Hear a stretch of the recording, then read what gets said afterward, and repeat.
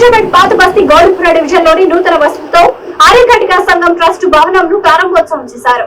ఈ కార్యక్రమానికి ముఖ్య అతిథులుగా కార్పొరేటర్ ఆలయ భాగ్యలక్ష్మి, సలీం నగర్ మాజీ కార్పొరేటర్ చెక్కు లేకర్, శ్రీనివాస్, కాచిగూడ మాజీ కార్పొరేటర్ ఎస్ గోపాలరావు హాజరై ప్రారంభోత్సవం చేశారు।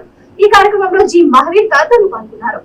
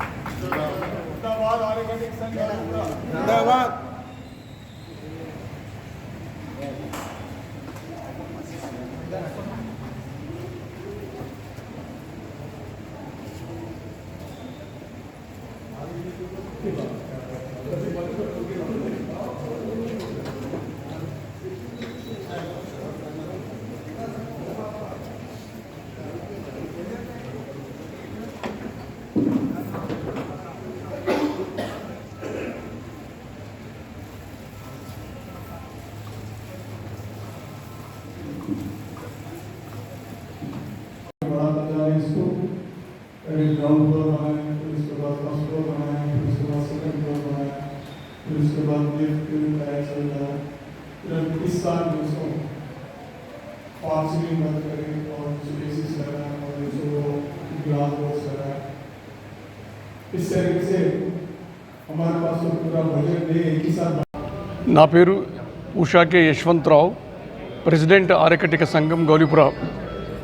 ఈ గౌలీపుర సంఘం 1958లో మా పూర్వీకులు 15 మంది కొన్నారు ఈ ప్రాపర్టీని, 600 గజాలను।